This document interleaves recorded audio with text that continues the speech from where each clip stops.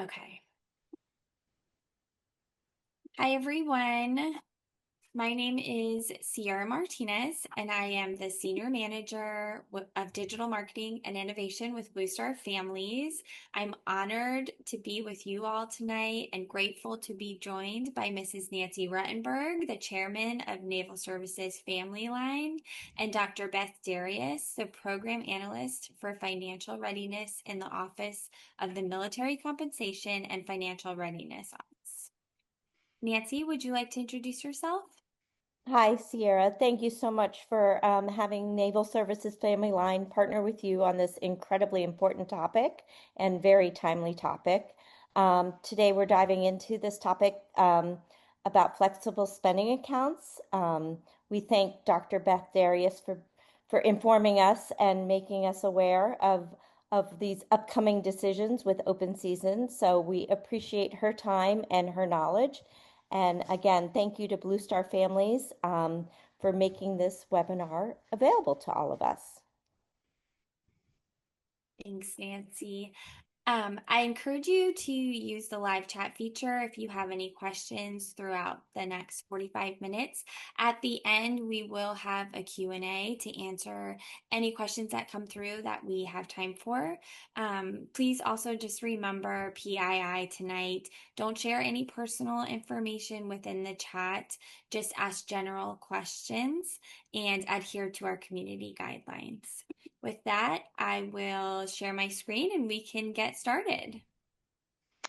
All right, wonderful. Well, thank you all for this opportunity while our screen's getting sent up. I am excited to talk to you all about flexible spending accounts and how this can be a great tool for service members and their families. What are FSAs?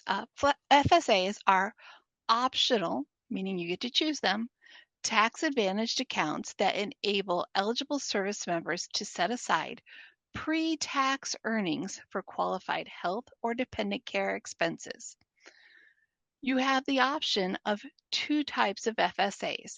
There's the healthcare flexible spending account, which can cover eligible medical, dental, and vision costs. And then you have the dependent care flexible spending account, which covers daycare expenses for children under 13 or care for incapacitated adults. And best of all, you can choose both to participate in. So why should you use an FSA? Well, the two best benefits of the FSA are one, lowers your taxable income, meaning you will pay less taxes.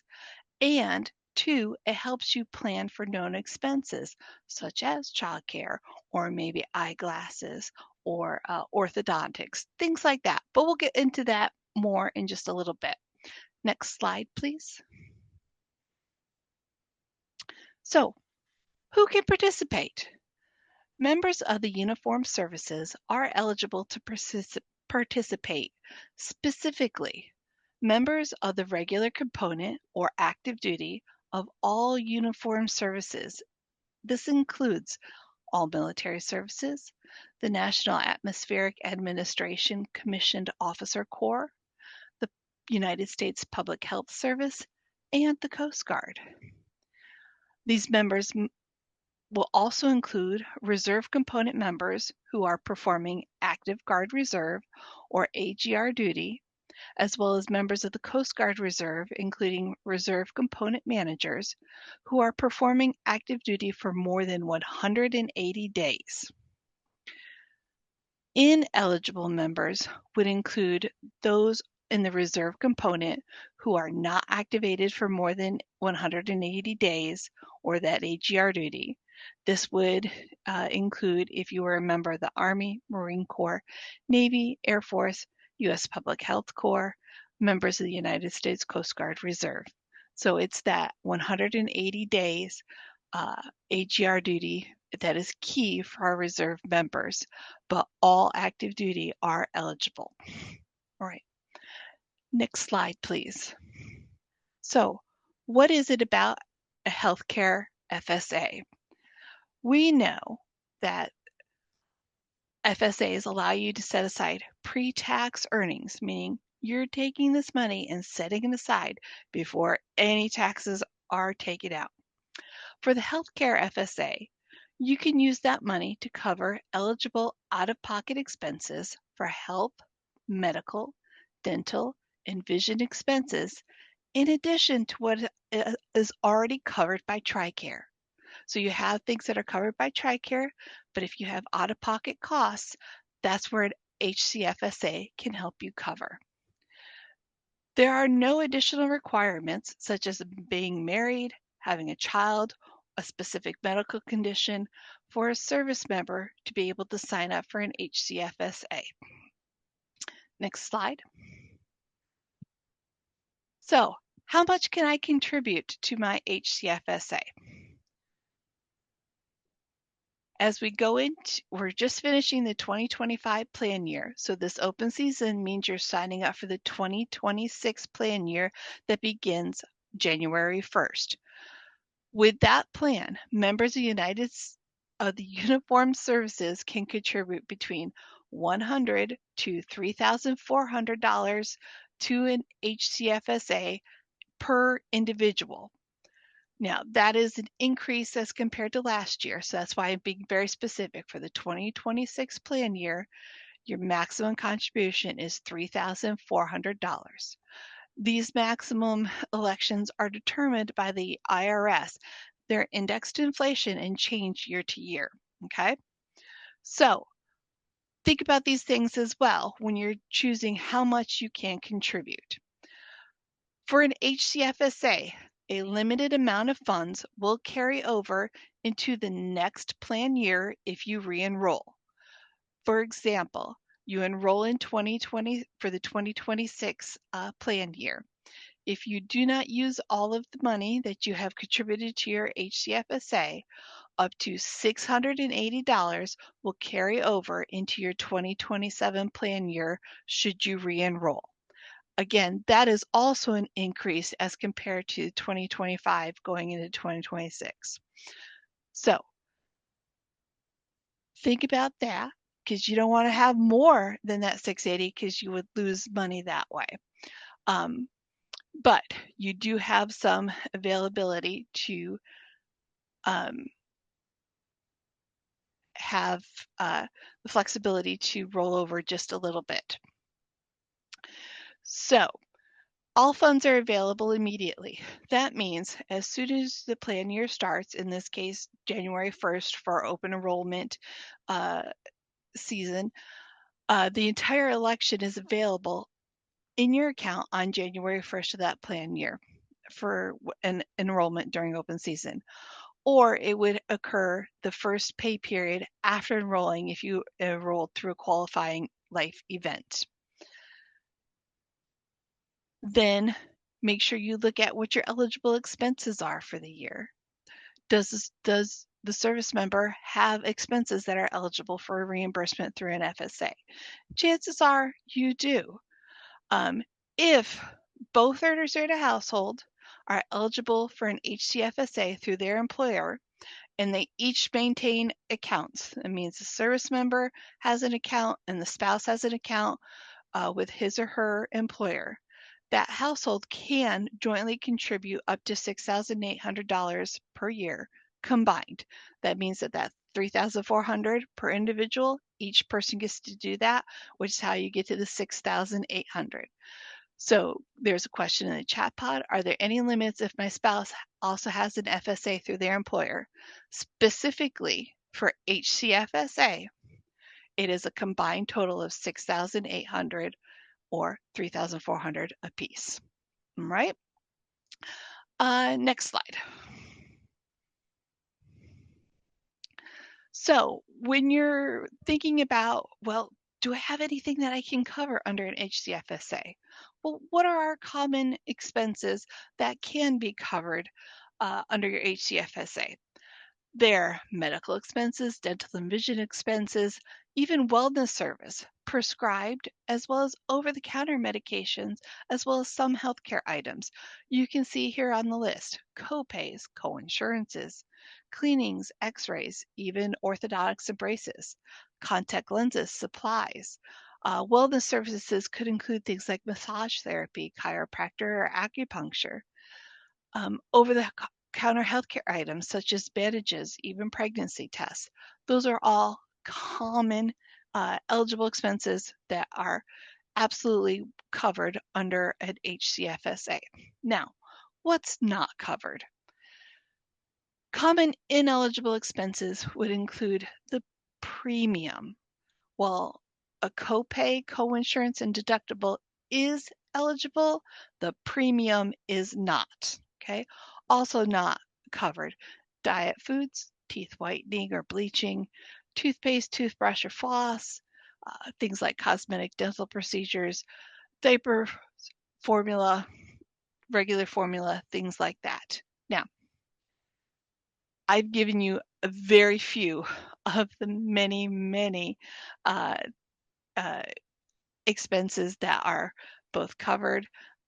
If you have additional questions, there's an extensive list of eligible and ineligible expenses that can be found at the FSAfeds.gov website. And before the end of the webinar, I'll drop those drop that website into the chat pod for everyone. But we also have additional resources at the finred.learning.gov website as well, which you can see here on the screen. All right, next question. Sorry, next slide. All right, now there are some services and products that you may need and that aren't necessarily covered immediately by an HCFSA.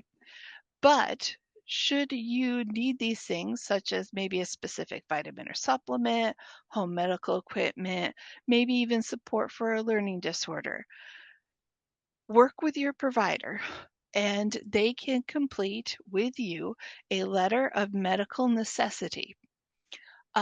With that, when you turn that in to FSA Feds via your account, and with that letter of medical necessity, you can then get permission to use your FSA to reimburse you for those costs, for those needed things that you have now gotten basically a waiver for. There is a PDF available on the FSAfeds.gov website, letter of medical necessity, that it's a form, fill it out, turn it in, and let it go from there. All right, next slide. Now,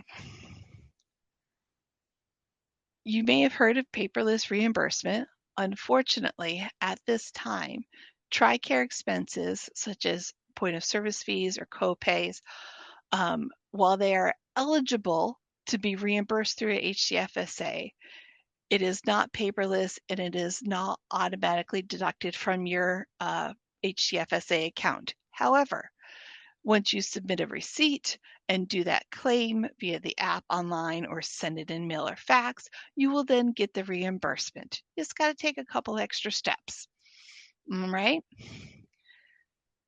So, next slide. You may have heard, and we're in the world of the military, so lots of acronyms, lots of similar acronyms. You may have heard of an HCFSA. You may have heard of an HSA. Those are two very different things. So let's be clear.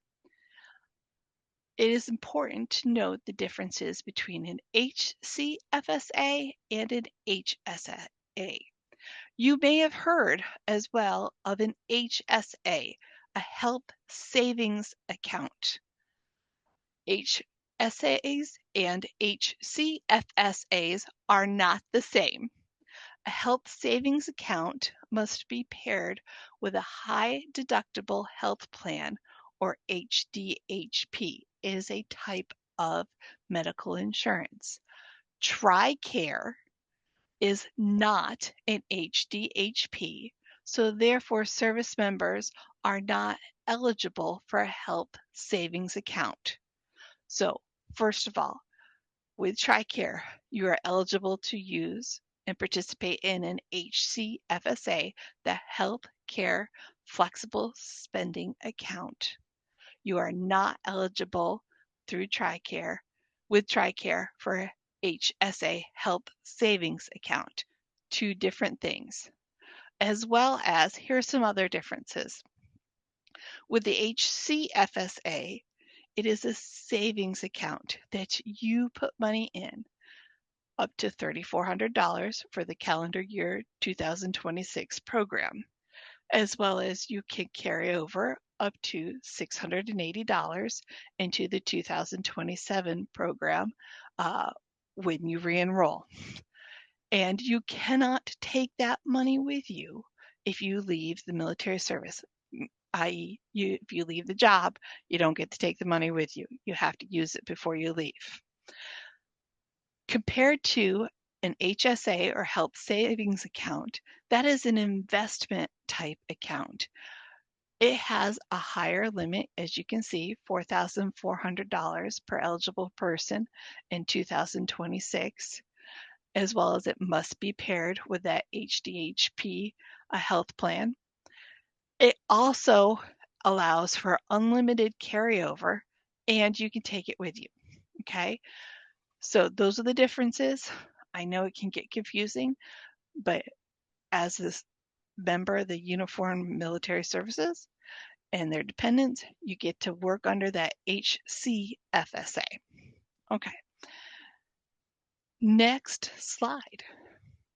So those are the basics of the HCFSA. Now we're going to look at the DCFSA, or the Dependent Care Flexible Spending Account.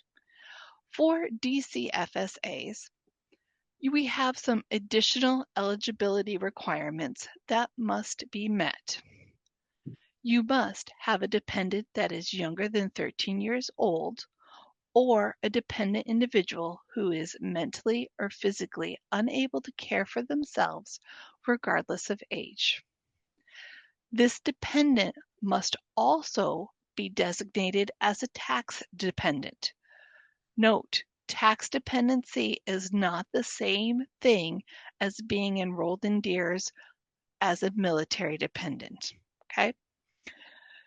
And if the service member has a spouse, that spouse must also meet some income requirements, meaning the spouse must be working, looking for work, attending school full-time, or being physically or mentally incapable of self-care. A DCFSA is intended to help both the service member and the spouse work or meet school requirements. All right, next slide. So, how much can I contribute to a DCFSA? Well, members of the uniformed services can contribute from $100 up to $7,500 to a DCFSA per household. Notice the HCFSA was per individual, the DCFSA is per household. This maximum election is also determined by the IRS, but it is not indexed to inflation, unlike the HCFSA. In fact, the DCFSA, this is a new limit. Last year's plan, it was $5,000 and had been that way for quite some time.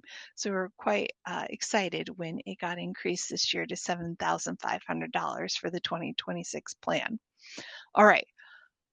Some other things to consider for your DCFSA that are a little different than your HCFSA.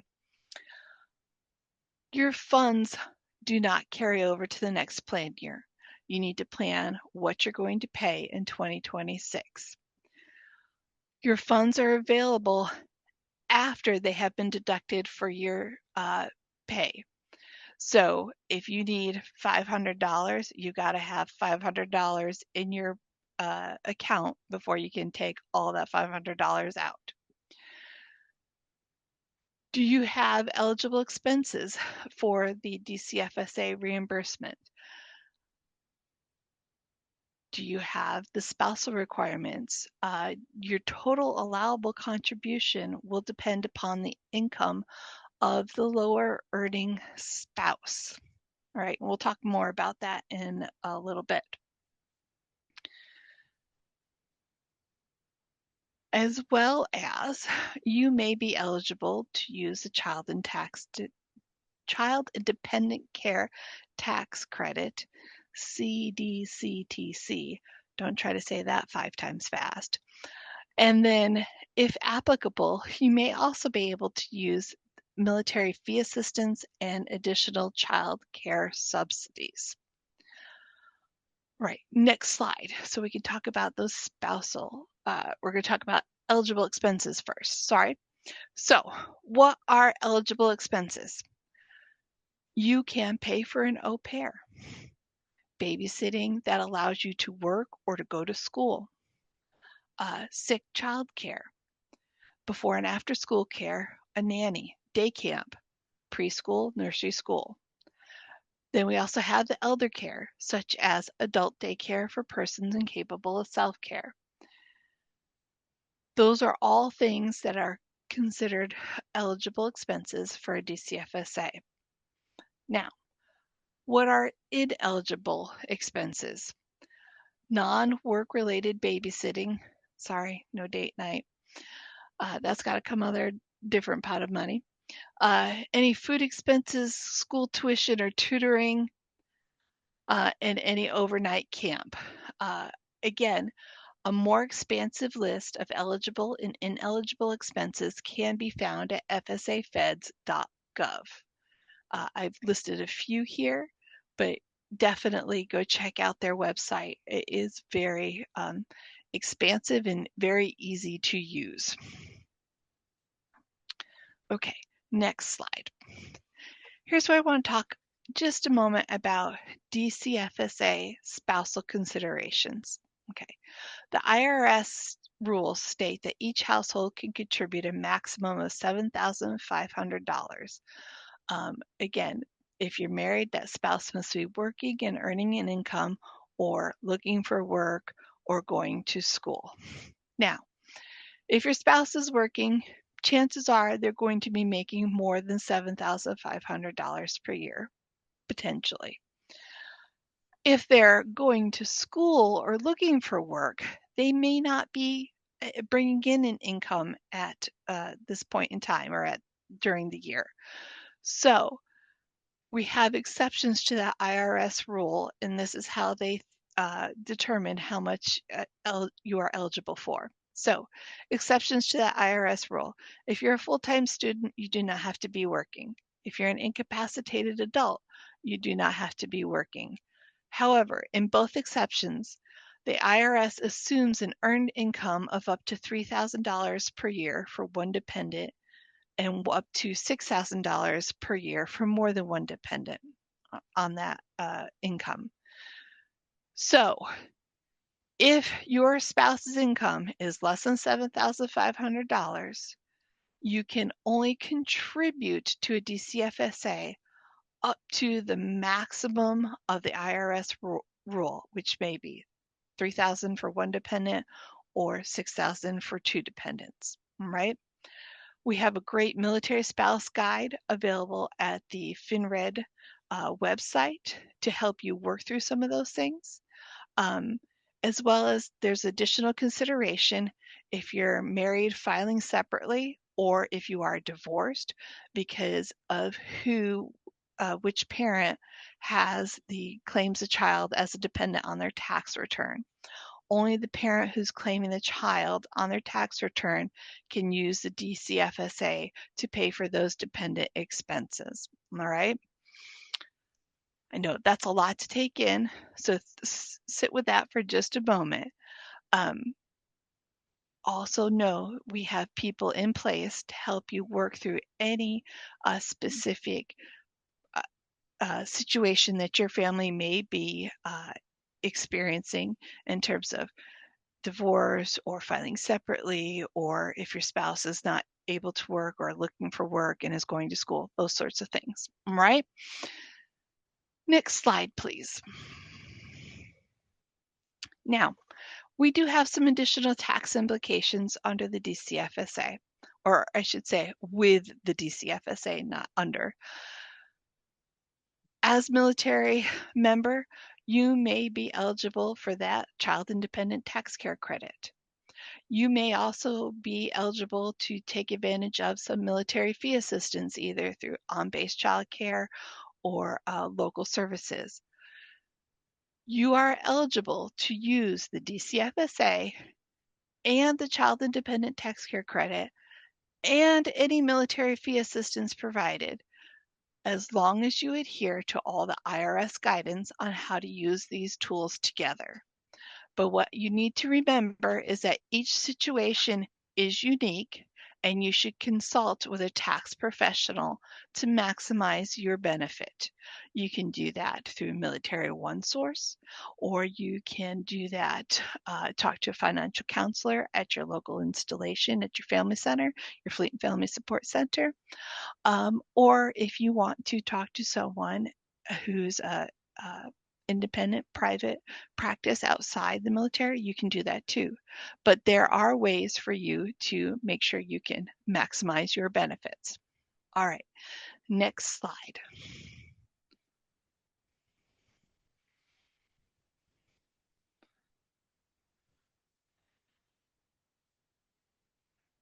So those fee assistance programs, you may have heard of them. They might be called my child care assistance. They might be through your local center. These programs are treated differently for tax purposes and can be combined with your DCFSA. However, if you're using non-DoD fee assistance, the combination of DCFSA and those non-DoD service member dependent care fee assistance cannot exceed the maximum DCFSA benefit per year. For example, if a non-military spouse of a service member receives dependent care fee assistance from their employer, this assistance cannot be stacked on top of the DCFSA. They're two different things and have to be treated as such. Now, you may have heard of some other assistance programs, such as Supplemental Nutrition Assistance Program, otherwise known as SNAP. Service members may also be eligible for the Basic Needs Allowance, BNA. What about those programs? Well, will the DCFSA enrollment impact your eligibility for other assistance programs? Your contributions to DCFSA are included as part of your overall family's gross income, right? Because it's coming out of your pre-tax pay. Your pre-tax pay is part of what's included in the calculations for SNAP or WIC and BNA. Those impacts will vary based upon the number of family members, your total size, total income, etc. So just pay attention to that and look through. You may have multiple options to maximize your benefit. Maybe it's under DCFSA, maybe it's using one of these other programs, maybe it's using multiple of them together. Again, talk to a tax consultant at Military OneSource, talk to a financial counselor at your local installation, or find additional assistance in your local area. All right. Next slide, please. Okay, want to look through some timelines here. Oh, I forgot this one was animated. Click again, please. Okay, sorry. So let's look through these timelines. Right now, it's November 2025. We have just started open season. It started about a week ago. This year it will occur from mid-November to mid-December, November 10th to December 9th. This is the annual period where all eligible service members can sign up to participate. During this open season, you can select your contribution amount and the number of pay periods that you'd like to make your contribution to be deducted from, so you can balance that pace of deductions. After enrolling in an HDFSA, your full election amount becomes available that January 1st time frame. And remember that you can also carry over up to $680 that next plan year. Go ahead and click again. For an HCFSA, you have up until April 30th of the next calendar year to submit a claim. Now, that claim must be based upon an expense you had during the 2026 period, that planned year, but you have until April 2027 to submit that claim. Click. Okay. Now, the DCFSA timeline, how does that look? Is that a little bit different? Yeah, there's a little bit of differences here. Same open season. We're in it right now. November 8th through December 9th. Now, this is again where you select your contribution amount and the number of pay periods that you want that contribution to be deducted. Go ahead and click. So your DCFSA funds are available after they're contributed each pay period. You can submit claims for reimbursement, or with a DCFSA, you can, if you have a provider who participates in direct payment, you can directly pay that provider. You can change enrollment if you're experiencing a QLE, as well as then remember at the end of 2026, it will be time for open season again to re-enroll. Now, here's where there's a little bit of a difference. For a DCFSA, you actually have a grace period from January 1st to March 15th of the following year to use up any leftover DCFSA funds. However, and then you have until April 30th to submit claims.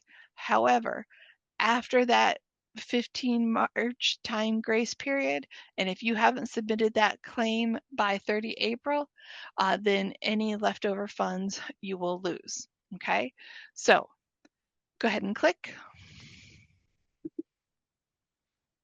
Expenses through March 15th, click again, please. And then claims through April 30th. All right, go ahead.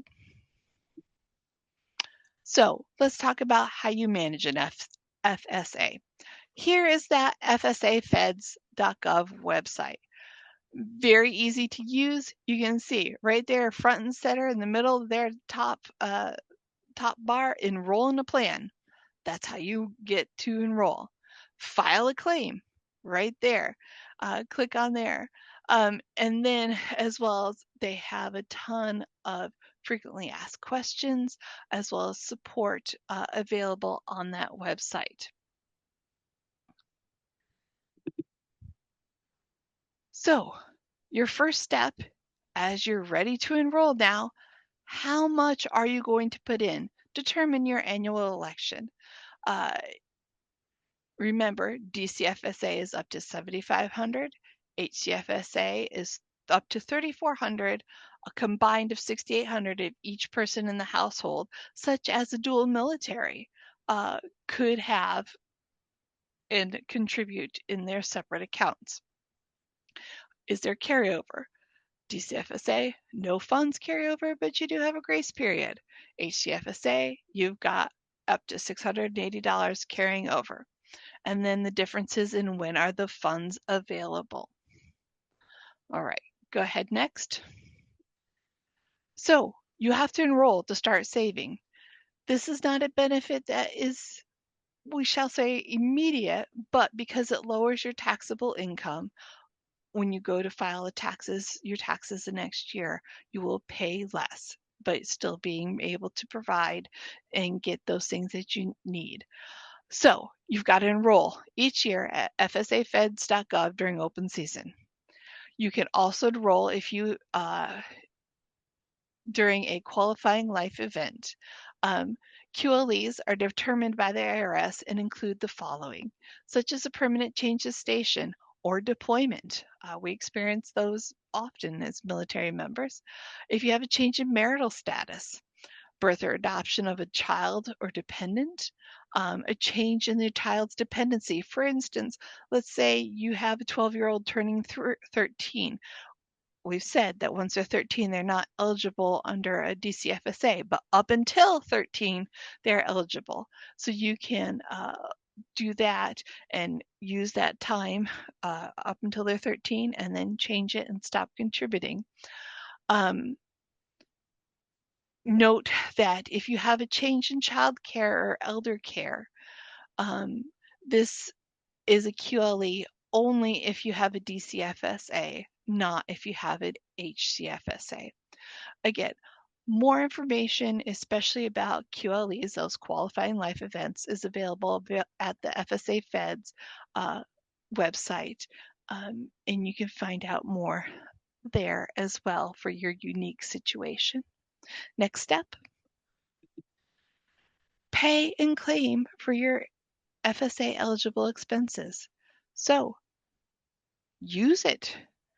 Get the services you need, get the products that you need, keep that receipt, and submit a claim. Pay for your eligible expenses, keep those receipts.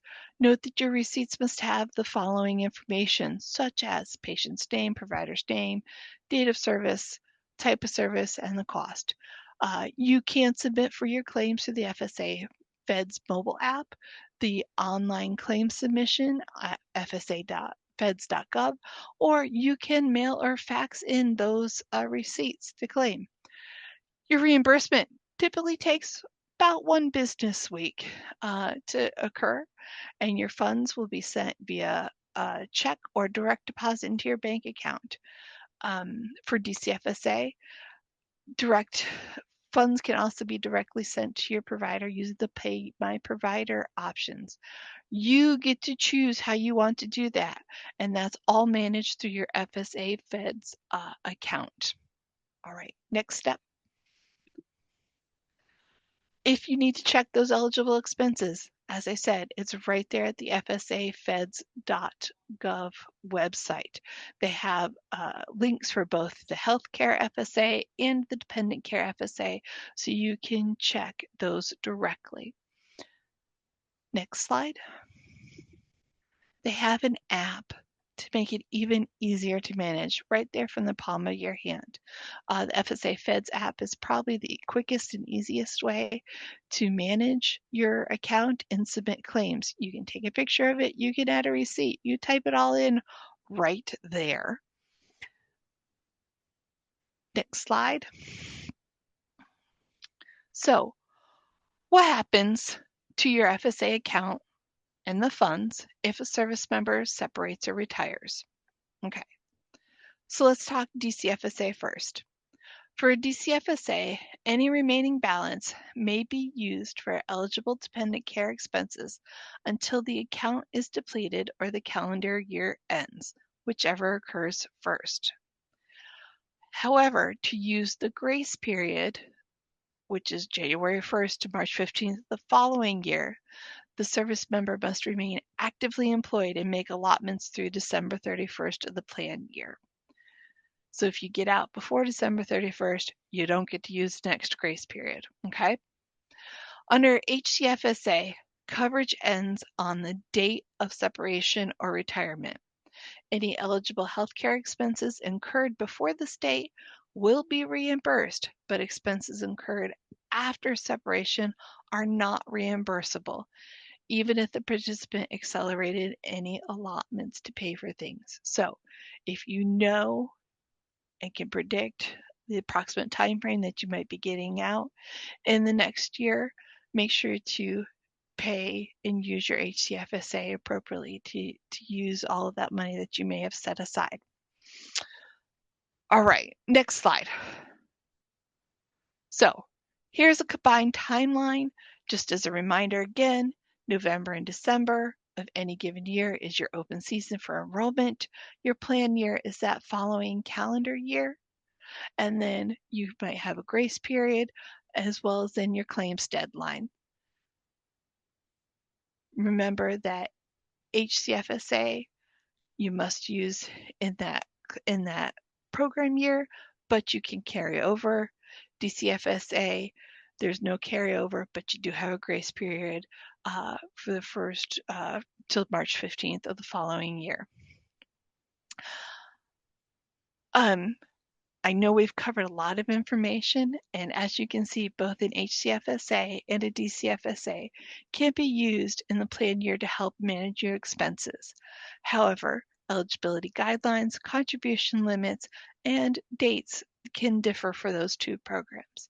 It's important to plan for these expenses and discuss with a professional to ensure your maximum benefit. Next slide. Next slide. Where can families go to find additional support? So I mentioned tax professionals and financial counselors. Service members and their families have access to mil tax experts via the Military OneSource site, as well as personal financial counselors on your installations. The FSA Fed's website contains information about the program and has dedicated benefits counselors that you can call to talk to via telephone.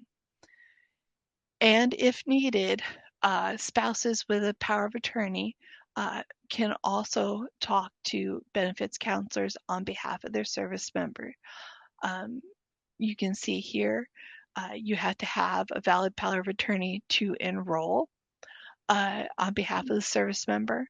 And after enrollment, FSA Feds can allow the service member to authorize access to their account to a spouse or other individual to submit claims or to complete other account maintenance. Those are your biggest sources of help as you manage and navigate setting up and enrolling in your FSA programs. So, next slide. We also have calculators available, one for healthcare FSA, and then they also have a dependent care tax credit worksheet. Both of those are available at the FSAFeds.gov website. Next slide. And lastly, the finred.usalearning.gov/FSA has a number of guides, fact sheets, things to help you work through claims and expenses, as well as frequently asked questions there. All of this is targeting our service members and direct support to service members and their families. And that's what I have for you tonight. Let me check and see if there's any additional questions in the chat pod.